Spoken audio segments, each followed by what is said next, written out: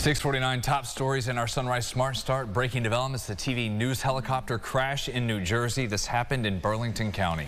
The ABC-affiliated station in Philadelphia does say that the pilot and photographer from the news team were on board when the chopper went down while returning from an assignment on the Jersey shore.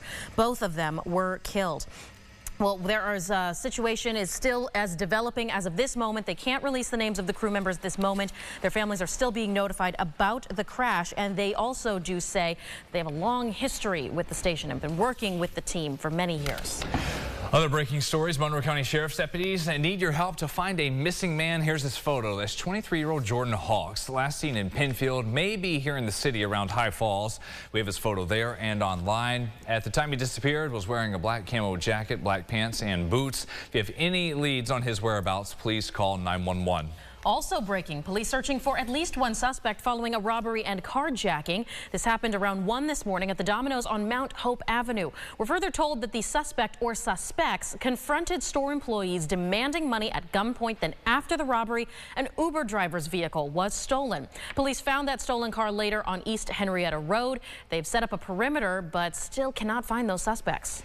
Happening today, the former police chief in Irondequoit is going to be sentenced. And we have Ron Spitzer joining us live in the studio, trying to break down that hearing ahead of the appearance for Alan Laird. He pled guilty to tax-related charges in federal court. Ron. Yes, Alan Laird faces multiple years behind bars after he admitted to playing a role in defrauding the IRS more than $5 million over the course of 5 years. He did this through a security company. He was the co-owner of Swoop One Inc. Laird's business partner, Stephen Rosenbaum, was charged separately and pled guilty as well.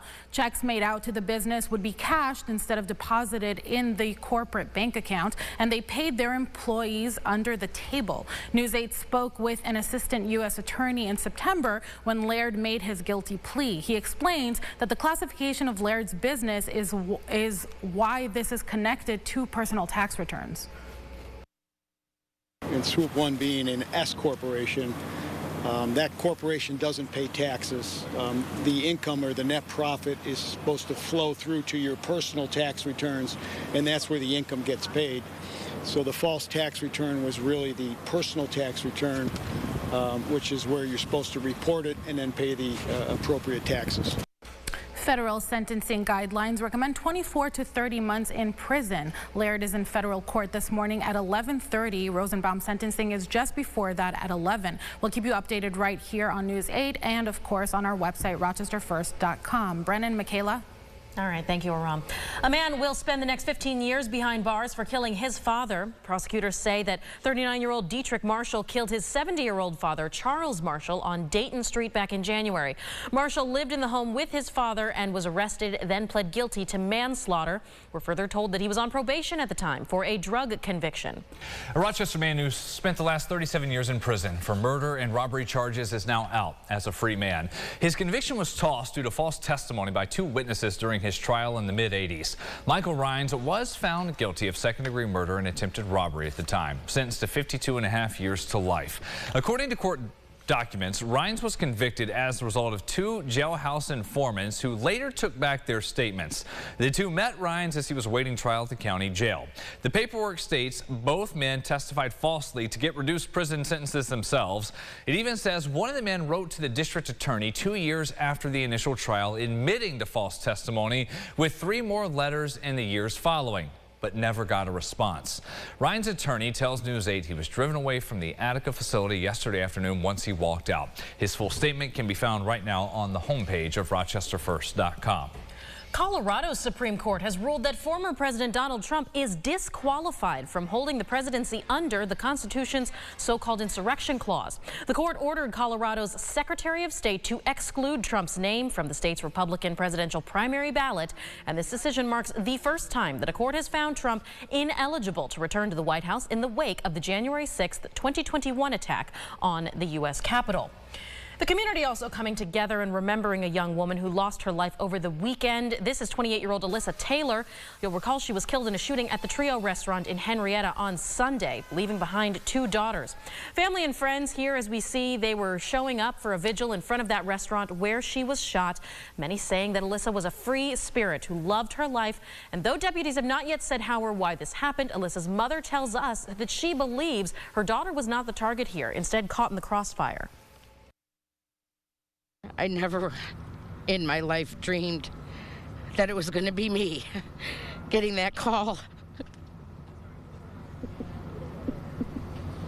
She's going to be missed. It's going to be hard to live the rest of my life without my angel. Currently no suspects in custody for this case. There is a GoFundMe set up to help support Alyssa's family in this time of need, and we have provided that link for you on RochesterFirst.com.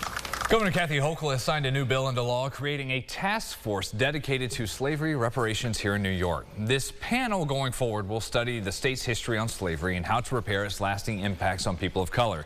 The task force has a year to present first findings and a report to the legislature. 2 lawmakers from this area, Senator Samra Brook and Assemblymember Damon Meeks, were co-sponsors of the bill. They also celebrated the signing of what they're calling a historic piece of legislation.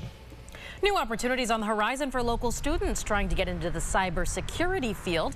There's a new scholarship program spearheaded by Senator Kirsten Gillibrand, aiming to address a shortage in government cybersecurity personnel. Anyone awarded with this scholarship could receive free tuition to schools like RIT, plus fees and books, all that paid for. In return, they'd have to work in a related position within the Department of Defense after their graduation. Before we get to your forecast, sunrise traffic heading out, final couple days of work and school before the holiday break. Things picking up there on the west side. Our map is green, though. We are lucky with that. Let's keep it that way. And the good news here, Leanne, we do not have that snow falling. But some places, if there wasn't salt down, might be a little slick with the ice and just how cold it is. Definitely heading out your front door, on your driveway. Definitely leave a few extra minutes to defrost your car. I know Michaela said that. It took a full 10 because it was that wrong kind of ice. I couldn't brush it, couldn't scrape it. I just had to wait. But we are going to see a warm-up within the next few days. Today, we're going to get back up into the 40s, and then tomorrow, the first day of winter, we're going to stay around average temperatures for this time of year. We'll have a slight chance of precipitation. We're still following some model guidance to see where exactly those scattered showers could go, but we'll leave it as that right now. And then back up into the 50s for Monday and Tuesday when our next chance of precipitation will creep back into our forecast. Look at that. Our snowbirds didn't even have to run down to Florida for those better temperatures. I remind myself that, like, you know, I used to come from the south. I was down in Georgia, and that's about what we might expect in Georgia. It's 50, 40 degrees. Yeah, where you could squeak by maybe a hoodie and some shorts on Christmas Day. Here you're supposed to have the white Christmas, and we'll at least have to wait for another shot at that for 2024.